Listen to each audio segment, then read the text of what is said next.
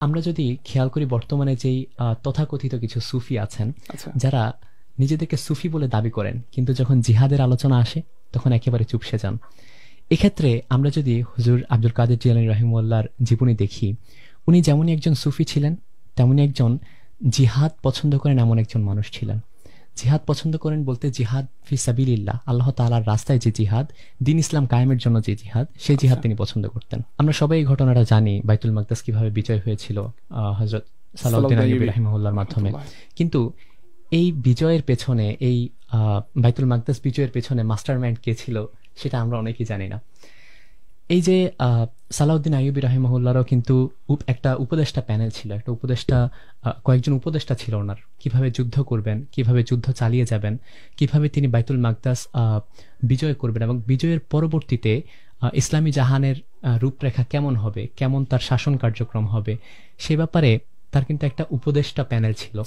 সেই উপদেষ্টা প্যানেলের মধ্যে যারাই ছিলেন প্রত্যেকেই কিন্তু হুজুর আব্দুল কাদের জিলানী রাহিমাহুল্লাহর এক একজন বিশিষ্ট ছাত্র ছিলেন। যেমন আমি একজনের নাম নিব, ইবনে খুজাইমা। ইবনে খুজাইমা কিন্তু হযরত আব্দুল কাদের জিলানী রাহিমাহুল্লাহর একদম কাছের একজন ছাত্র ছিলেন। তো ইবনে খুজাইমা কিন্তু বাইতুল মাকদাস বিজয়ের ক্ষেত্রে বিশাল একটা অবদান রেখেছেন। ইবনে খুজাইমার মাধ্যমেই হযরত আব্দুল কাদের জিলানী রাহিমাহুল্লাহ সালাউদ্দিন আইয়ুবীকে বারবার ইনফ্লুয়েন্স করছিলেন কিভাবে বাইতুল মাকদাস বিজয় করা যায়, কিভাবে জিহাদের মাধ্যমে ক্রুসেডারদেরকে হারিয়ে মুসলিমদের যে অধিকার বাইতুল মাকদাস সেটা আবার ছিনিয়ে আনা যায়, সেটা আবার ফিরিয়ে আনা যায়। তিনি কিন্তু বারবার সালাউদ্দিন আইয়ুবীকে এভাবে ইনফ্লুয়েন্স করছিলেন। কার মাধ্যমে? ইবনে খুজাইমার মাধ্যমে। এবং শুধু ইবনে খুজাইমার মাধ্যমে নয়, ওইখানে যারা উপদেষ্টা প্যানেলে ছিল প্রত্যেকের মাধ্যমেই কিন্তু হযরত আব্দুল কাদের জিলানী রাহিমাহুল্লাহ সালাউদ্দিন আইয়ুবীর মাধ্যমে বারবার ইনফ্লুয়েন্স করছিলেন। এবং এখানে আরেকটা বিষয়, হযরত আব্দুল কাদের জিলানী রাহিমাহুল্লাহ কিন্তু একটি নিজামিয়া মাদ্রাসা প্রতিষ্ঠা করেছিলেন।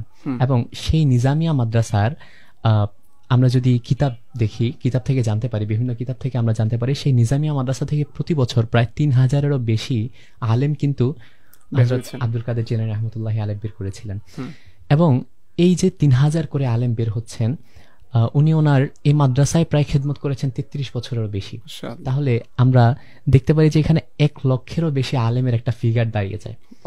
আল্লাহু আকবার, কতই না খেদমত করে গিয়েছেন উনি ওনার জীবনে। এবং উনি যে শুধু আলেম বের করেছেন তা না, ওনার সেই নিজামিয়া মাদ্রাসা থেকে যারা আলেম হিসেবে বের হয়েছে, শরীয়তের আলেম হিসেবে বের হয়েছে, তরিকতের আলেম হিসেবে বের হয়েছে, প্রত্যেকেই কিন্তু জিহাদের ময়দানে আবার অবদান রেখেছে। ইভেন বাইতুল মাকদাস বিজয়ের যে জিহাদ ছিল, সালাউদ্দিন আইয়ুবীর সাথে কাঁধে কাঁধ লাগিয়ে নিজামিয়া মাদ্রাসার ছাত্ররা কিন্তু জিহাদ করেছিল। তো নিজামিয়া মাদ্রাসার ছাত্রদেরকে ওই জিহাদের প্রতি ইনফ্লুয়েন্স করেছেন কে?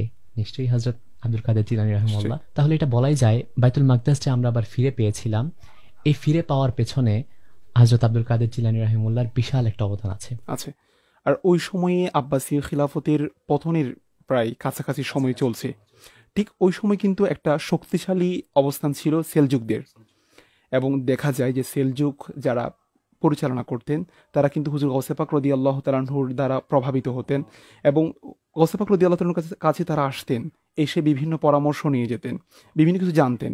সো এখান থেকে আমার একটা বিষয় মনে হয় যে যারা রাষ্ট্র পরিচালনা করবেন তাদের উচিত, যারা প্রকৃত সুফি, যারা আধ্যাত্মিকভাবে যারা খুবই প্রভাবিত, তাদের কাছ থেকে পরামর্শ নেওয়া, বা তাদের কাছ থেকে যদি সঠিক গাইডলাইন যদি তারা নিতে পারে, তাহলে তাদের কাছে জন্য রাষ্ট্র পরিচালনা অনেকটা সহজ হয়ে যাবে। আমরা যখন হযরত আব্দুল কাদের জিলানী রাহিমাহুল্লাহর জীবনী দেখি, তিনি যখন কোনো আব্বাসীয় খলিফাকে কিংবা সেলজুক কোনো খলিফাকে, যে কোনো সাম্রাজ্যের মুসলিম জাহানের কোনো খলিফাকে যখন তিনি চিঠি লিখতেন, তখন তিনি বলতেন, আমি আব্দুল কাদের জিলানী বলছি, আমার আদেশ তোমাকে মানতে হবে। আদেশ করতেন। তিনি এটা বলতেন না আমি তোমাকে পরামর্শ দিচ্ছি, উপদেশ দিচ্ছি। উনি বলতেন আমি তোমাকে আদেশ করছি, এই আদেশ তোমাকে মানতে হবে। তার মানে বাহ্যিক দৃষ্টিতে যদিও খলিফারা দেশ পরিচালনা করতেন কিংবা মুসলিম জাহানের পরিচালক ছিলেন, কিন্তু পেছন দিক থেকে কিন্তু সুফিরাই এটা পরিচালনা করতেন। তাহলে এখানে একটা বিষয় যে শাসকদের শুধু উচিত না সুফিদের থেকে মন্তব্য নেওয়া, সুফিদের থেকে গাইডলাইন নেওয়া, কিভাবে দেশ পরিচালনা করা দরকার, কিভাবে উম্মাহের খেদমত করা দরকার, সেটা শুধু উচিতই না বরং আবশ্যক।